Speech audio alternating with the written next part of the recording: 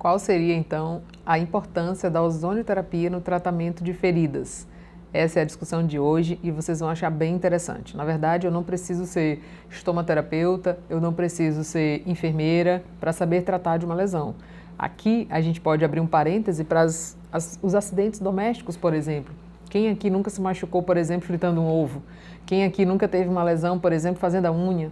Então, entendam que na ozonioterapia é importante que a gente faça, abrir a mente, né? Que a gente faça um entendimento geral da técnica para que eu não coloque em quadrinhos, né? Como na medicina tradicional, onde um colega da medicina, por exemplo, ele trata de olho apenas. Ele é ortopedista, mas só trata de mão.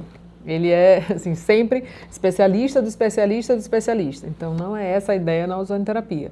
A gente ensina a tratar pessoas, a gente não ensina a tratar doenças. Sempre eu penso no paciente como uma pessoa inteira, como um ser global, como um ser holístico. E isso é muito lindo da gente entender e tratar realmente as pessoas com um outro entendimento.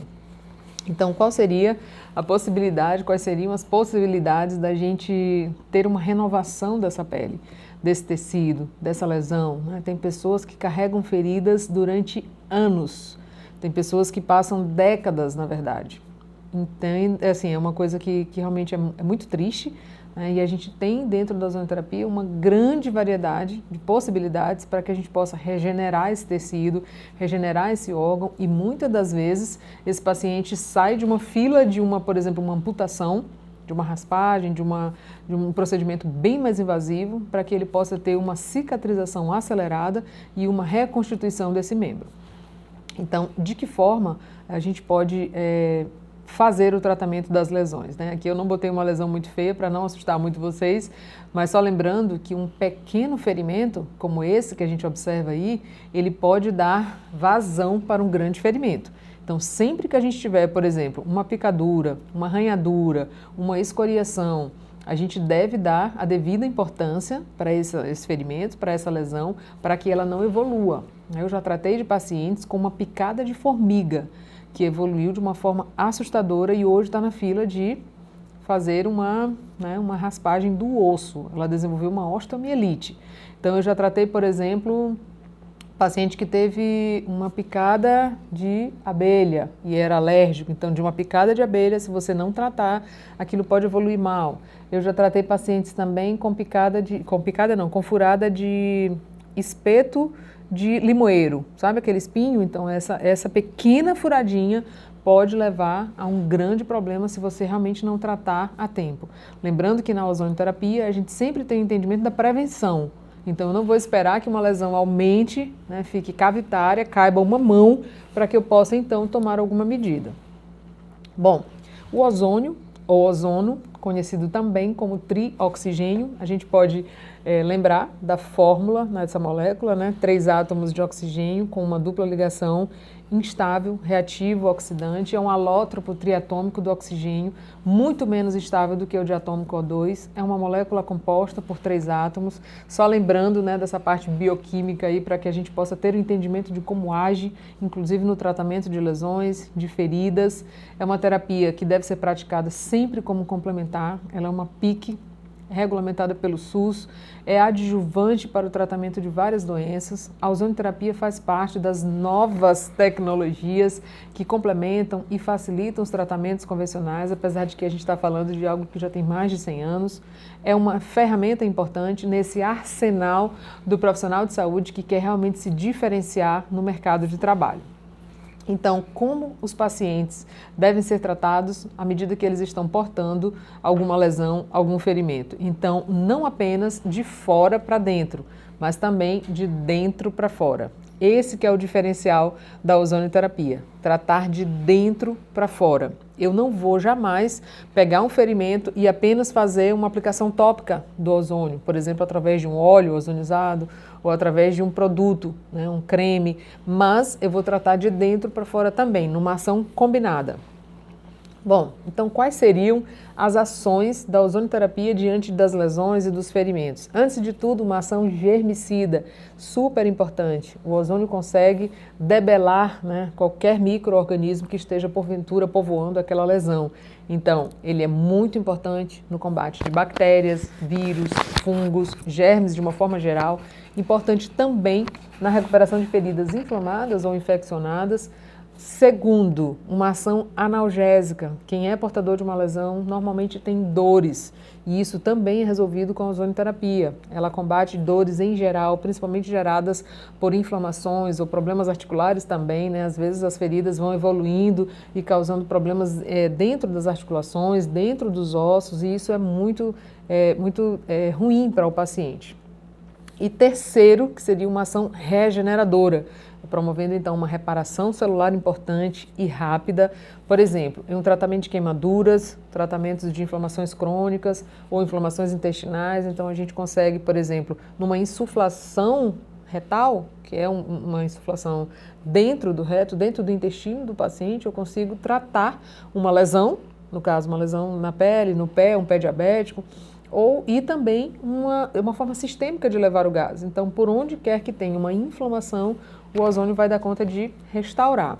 Então, quais seriam as vias de administração do ozônio no caso do tratamento de feridas?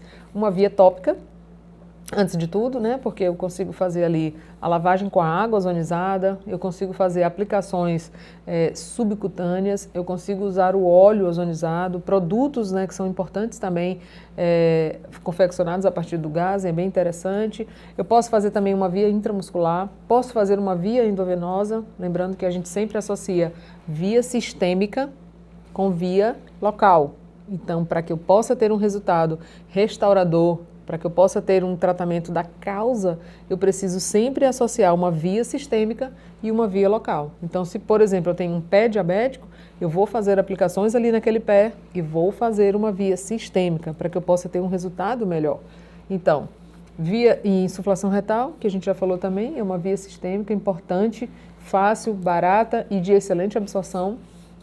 Então, quando a gente fala do óleo ozonizado, que é uma das maravilhas da ozonioterapia, realmente o óleo é uma aplicação que a gente não saberia nem elencar todos os benefícios, porque para cada paciente a gente tem uma resposta. Então, ele tem uma maior estabilidade do ozônio quando comparado com o gás, por exemplo, que a gente sabe que o gás ele é oxidante, reativo instável, já no óleo ele consegue ter uma estabilidade maior. Ele permite, então, a complementação do tratamento por paciente, no caso, ele leva para casa, né, que a gente chama de home care.